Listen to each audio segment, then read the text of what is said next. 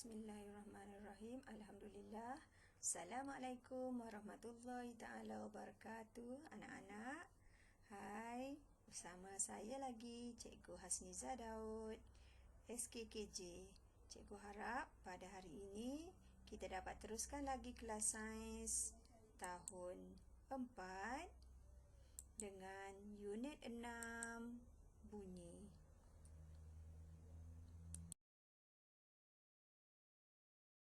Tajuk kita pada hari ini iaitu faedah dan keburukan bunyi.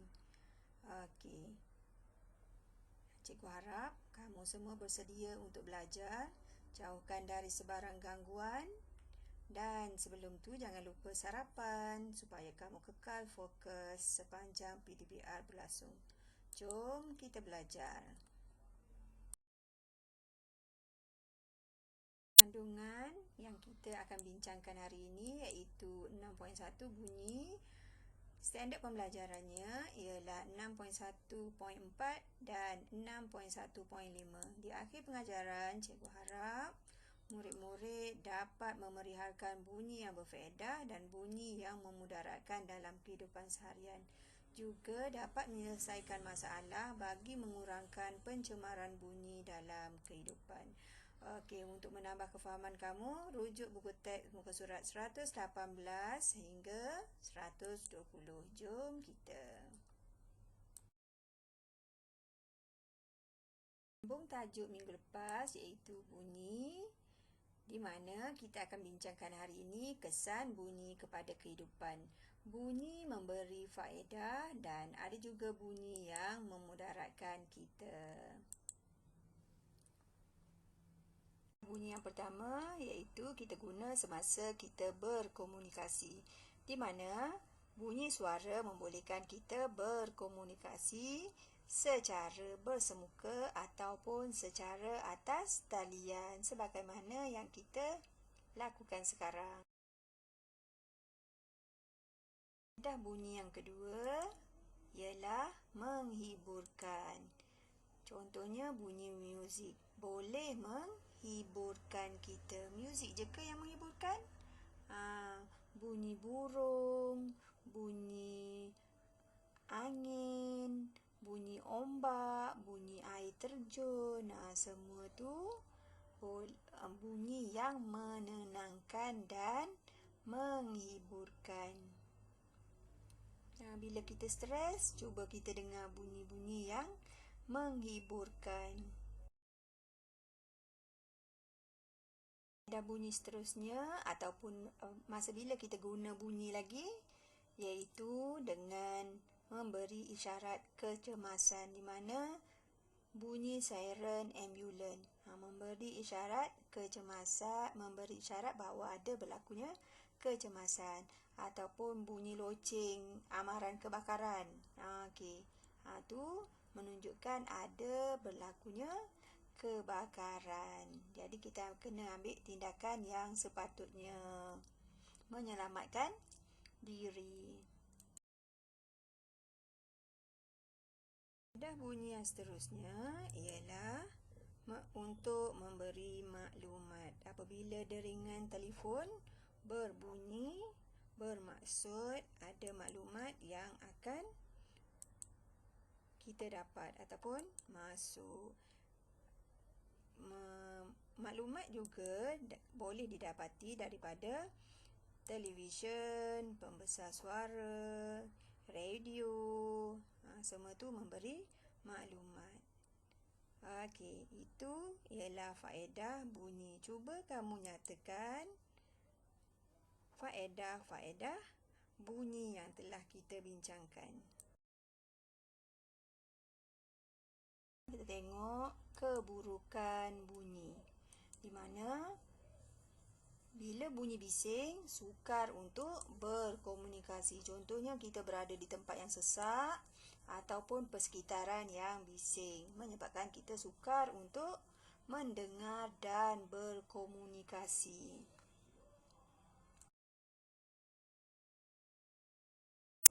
Okey, keburukan bunyi seterusnya ialah mengganggu ketenangan dan menyebabkan tekanan emosi, rasa nak marah. Okey, bunyi bising kenderaan boleh mengganggu ketenangan dan menyebabkan tekanan emosi. Bukan bunyi kenderaan je. Bunyi apa lagi yang mengganggu ketenangan kita? Contohnya kita tidur. Adik kamu pergi menjerit dekat telinga. Mengganggu ketenangan, mengganggu tidur, menyebabkan kita bangun. Keluar tanduk. Tunjuk gigi taring kita, mengamuk. Okey, sebab emosi kita tertekan. Ataupun kita mendengar televisyen, ada bunyi bising. Ataupun cikgu nak buat rakaman, ada bunyi ayam yang berkokok. Bunyi yang seterusnya iaitu masalah pendengaran, di mana bila bunyi bising yang kita dengar secara kerap ataupun terlalu kuat boleh menyebabkan masalah pendengaran. Gegandan telinga kita dah tak berfungsi mana. Jadi bila tiada gegaran dalam telinga menyebabkan ada masalah pendengaran. Telinga kita tidak boleh mendengar dengan jelas. Mak kamu panggil pun tak dengar. Permasalahan berkaitan bunyi. Okey, rujuk buku teks muka surat 119. Sama seperti gambar. Kenal pasti jenis bunyi yang berfaedah dan bunyi yang memudaratkan dalam situasi berikut. Okey, apakah kebaikan dan keburukan? Okey, untuk info sains, kekuatan bunyi diukur dalam unit desibel. Bunyi kuat yang melebihi 85 desibel boleh merosakkan telinga. Okey. Dapatkan maklumat ataupun tak ingat balik apa yang telah kita bincangkan. Kongsikan maklumat tersebut secara kreatif. Contohnya peta minda, peta IT kepada rakan-rakan. Bila siap, tunjukkan dalam grup. Sekarang kita tengok cara mengatasi pencemaran bunyi ataupun mengurangkan pencemaran bunyi, di mana bunyi yang kuat ataupun bunyi yang tidak diingini dapat kita kurangkan supaya persekitaran lebih senyap ataupun kurang kedengaran, kurang jelas di telinga kita. Contohnya, pekerja di lapangan terbang menggunakan pelindung telinga. Okey, kenapa dia kena pakai pelindung telinga? Juruterbang menggunakan pelindung telinga untuk melindungi telinga supaya tidak rosak akibat bunyi pesawat yang terlalu kuat. Okey, bagi mengatasi masalah pencemaran bunyi, yang kedua, contohnya bunyi kenderaan di jalan raya supaya tidak masuk ke dalam rumah kita. Nak buat macam mana? Okey, sebagaimana kita belajar yang lepas, bunyi terhasil apabila berlaku getaran. Jadi, supaya tak bunyi bising, kita kena guna benda yang lembut supaya mengurangkan getaran. Apa benda yang lembut dalam rumah kita? Contohnya, langsir. Lagi, sofa, permaidani, tingkap. Semua tu ialah penyerap bunyi. Boleh faham penyerap bunyi? Selain pada tu, apa yang kamu boleh sebut lagi? Bantal.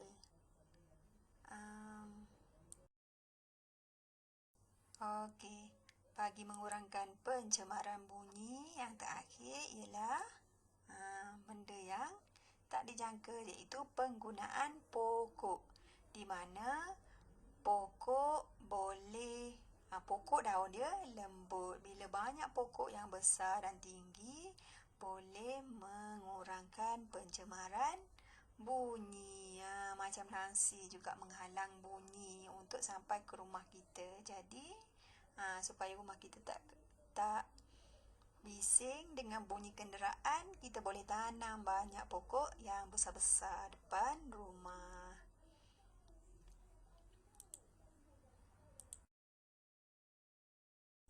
Kesimpulan isi pelajaran yang dibincangkan. Pertama, faedah bunyi iaitu berkomunikasi, memberi maklumat, memberi isyarat kecemasan dan menghiburkan. Keburukan bunyi iaitu sukar berkomunikasi, mengganggu ketenangan, tekanan emosi dan masalah pendengaran. Dan cara untuk mengurangkan pencemaran bunyi iaitu penggunaan pelindung telinga, penggunaan penyerap bunyi dan penggunaan pokok. Okey, boleh ingat? Okey, itu saja tajuk kita hari ini. Sebagaimana biasa, kamu sediakan nota penting, rujuk buku teks muka surat 118 hingga 120 ataupun nota yang telah cikgu sediakan. Menggunakan kreativiti kamu seperti peta iting, peta minda dan pensel warna supaya dia dapat merangsang minda kamu. Jawab soalan latihan dari buku teks muka surat 122, soalan 1 hingga soalan 5. Dan soalan kebat kat bawah tu jangan lupa. Bagaimanakah kamu dapat menghentikan bunyi pada jam loceng tanpa mematikan suis dia? Jam loceng nak suruh dia kita tak dengar. Nak buat macam mana? Okey, cuba kamu fikirkan. Yang soal tugasan 3 ialah santai sains. Cikgu dah suruh awak buat minggu lepas. Minggu ni kena hantar alat muzik gitar semula. Boleh rujuk buku teks muka surat 120. Okey, guna apa-apa bahan yang ada di sekeliling rumah kamu. Minta bantuan ahli keluarga supaya kamu boleh mengeratkan hubungan.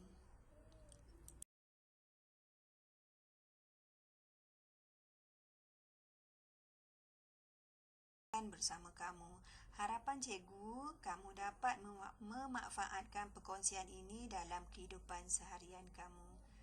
Semua yang baik datang dari Allah dan segala kelemahan datang dari diri cikgu yang banyak kekurangan. Sampai jumpa lagi. Sekian. Terima kasih. Bye.